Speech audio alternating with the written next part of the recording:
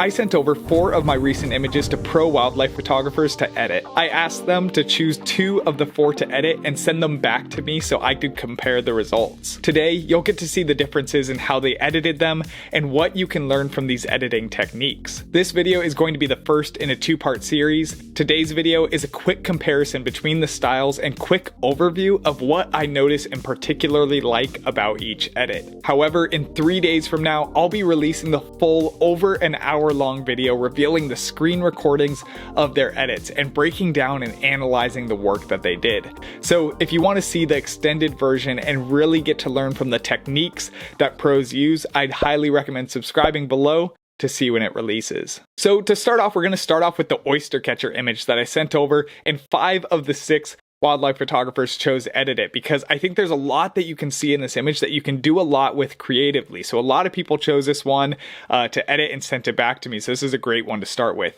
So Jamin Hunter Taylor, what I really like about his edit is that you get a lot of that very ocean-like blue representation in his coloring here. I like how he decided to really pull it towards that side, and it helps feel like it's correctly set into this kind of very blue ocean scene that you would find this oyster catcher in. So I like the blue representation in his coloring. I also really like how he keeps the background so well exposed, and so you can see that wave very clearly kind of coming over the bird, and then the ocean just kind of shimmering behind that wave leading up to it. So I love that a lot about it. And then I also really like the detail in the bokeh that he kept. One of the things that I liked about this image was kind of those interesting little artifacts that you see in the bokeh in those water droplets in the background. And he decided in his editing to very specifically make sure to retain the detail in that and keep those highlights and whites low enough to where you can see those well. I love that about how he chose to edit his stuff.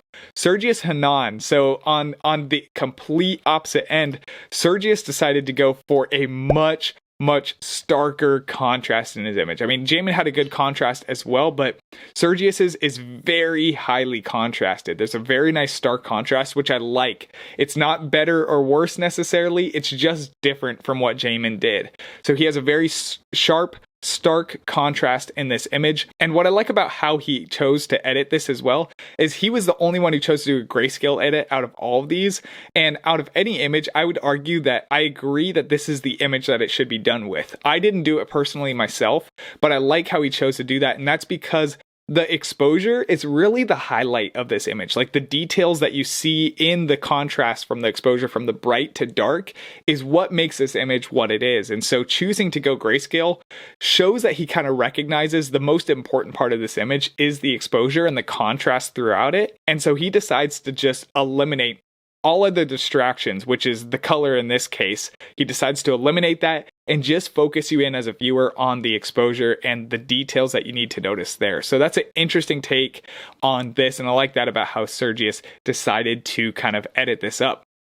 Moving into Evan Watt's take on this. So Evan Watts also edited up the oyster catcher. And what I like most about his is he wasn't afraid to kind of keep a gradient throughout it. The natural raw image had a little bit of a difference in color between the top and the bottom as you kind of move across that sunset that was reflecting in the water. And he wasn't afraid to keep that in his image, but he didn't want to bring it out too much, which I like that. I like that he didn't try to bring it out too strongly, but he wasn't afraid to keep it at least a little bit. So he keeps that, but he also makes sure that the wave specifically kind of retains that bottom gradient color, which I think was a good detail. So I like how your eye kind of moves throughout the frame with that gradient here, and he did a good job of a lot of the technical details. Moving into Espen Helland's image. So Espen Helland decided to edit up this oyster catcher in a very different style than the rest of everyone did. He decided to try to keep some detail on the oyster catcher, so you can actually still see the eye detail in the oyster catcher and a couple of other features, a little bit of the legs, even the color in the legs, or the beak in particular, and even the rocks below, he decided to try to keep some of the exposure detail on. So it's a much flatter of an image as opposed to what everyone else wound up doing, but I think it offers a unique take and perspective on it as well. I love that about Espen's image. Nathan's image, finally closing out with that one.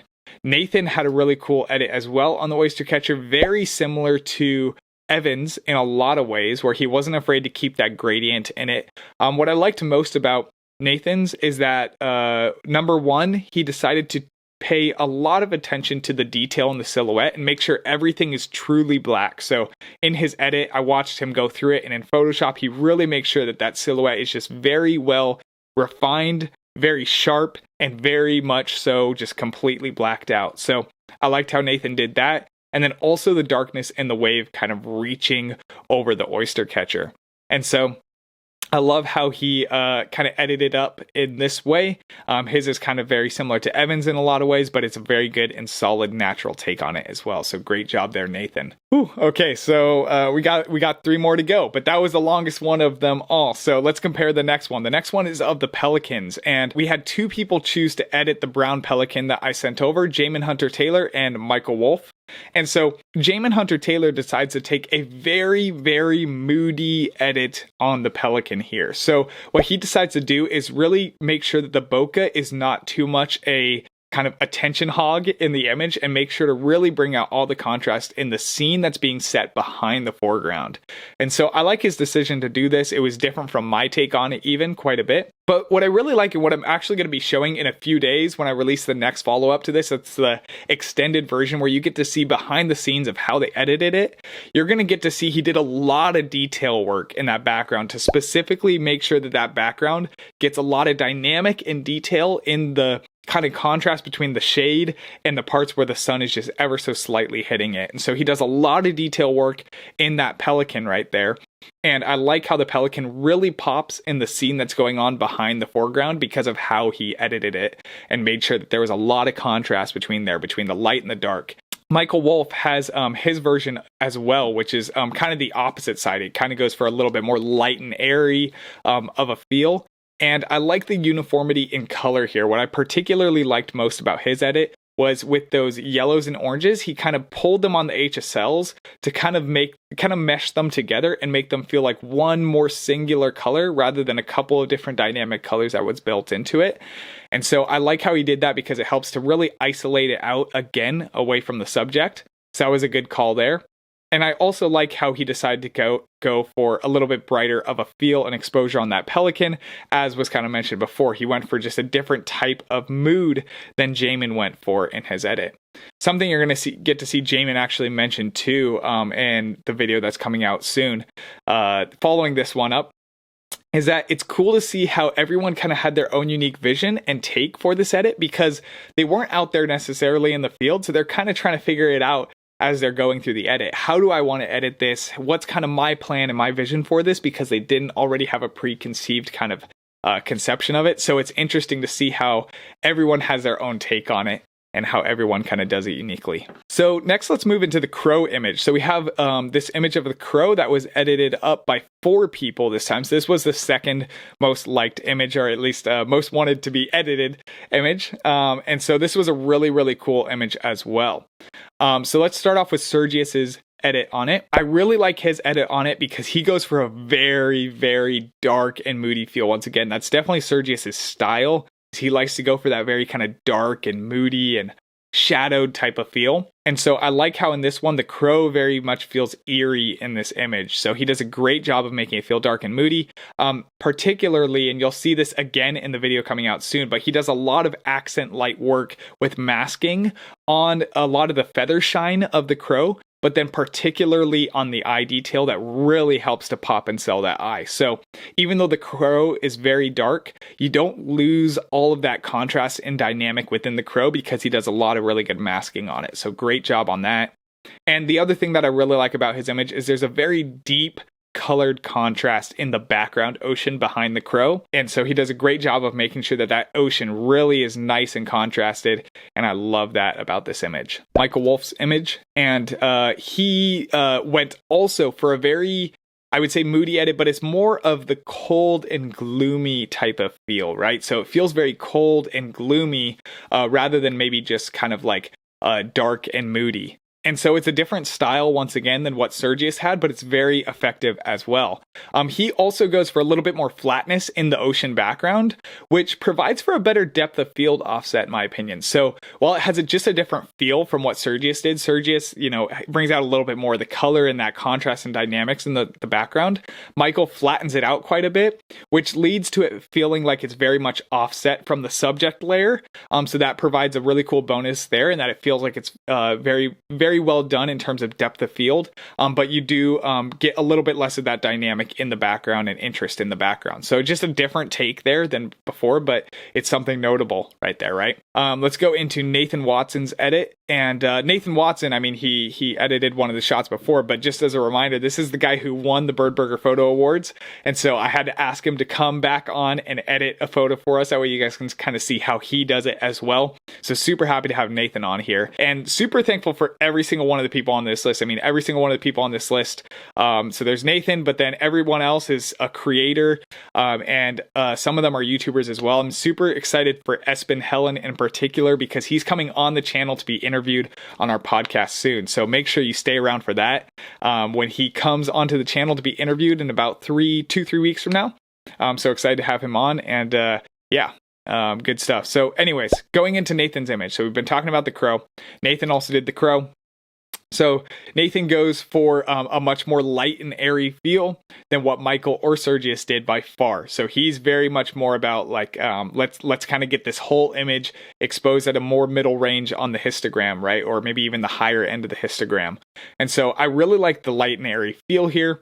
What I like most about this image is that the rock looks that the crow's perched on looks very well contrasted, while the crow detail remains very sharp in the feather details on the crow. So he does a fantastic and phenomenal job on editing those crow details to just make sure that you get to really see every little feather detail in the crow. So I love that about this, and I love the work that he did there. And finally, we have Espen. Espen Helen went for a very foggy and gloomy type of feel in his image. So very different from the kind of cold and darker gloomy feel that Michael had. His is a little bit more like bright and foggy and just kind of a gloomy day, right? Where the sun's being very diffused, and that's kind of the style that he went for. And really lends itself to kind of feeling like, I mean, that's really, I guess in a way, but that might have been the most truest, that's probably not a word, but truest representation, or most accurate representation of what I actually was seeing out there in the day. It was a very foggy day, so in a way he kind of sets that scene up very much so to what I was actually seeing that day. So I like that different take on it. Once again, kind of that diffused kind of light type of feel. And just 4 very unique and different ways, once again, of how to edit this image of the American crow. Finally, we're going to dive into the last image, which this one is of a Herman's gull, and only one person chose to edit this one, so no comparisons here, but Evan Watts chose to edit the Herman's gull image, and I really like how in this image, you'll see in the video coming up, but he recovers all the details in it very well. The parts that are almost blown out, he recovers those back in the background, the wave that's slightly there in the background as well as everything in the foreground. He keeps all those details, but then makes sure that they're all contrasted very well, and specifically in the goal itself. So he does a very good job of contrasting that goal, making sure that goal is bright enough to really still be the focal point of this image as you're viewing it as a viewer. And so I like what Evan did here on this. The subject isolation is great as well on how he did that. So good job, Evan, on everything that he did here on that edit. And it was really cool to see how everyone kind of just edited according to kind of their style and kind of how they see different things from one another. And I think that that's really cool and encouraging to us as wildlife photographers to get to see that stuff, because sometimes it feels like, I don't know, like you kind of have to go one direction always. And it's good when someone kind of comes in, you see something new and unique that challenges that. That way you can kind of go out of your box and try something new or learn something new and realize that there's more ways to approach a photo than just one. So I think what these comparisons show us more than anything is that there can be many different ways to crack an oyster. All of these wildlife photographers have amazing work and have fantastic editing skills. However, there is a decent amount of stylistic differences and results from their editing. I personally really enjoyed getting to see how they each took their own unique and creative route in the edits, and I'm particularly excited to show you guys the next video coming up in 3 days that will reveal the behind the scenes of how they edit their images. No doubt you'll learn some powerful editing techniques for your editing, as I found myself learning from them as well. Make sure you check out the wildlife photographers' work below in the description. Thank you to all of them for participating, and thanks for watching. I'll see you guys next time.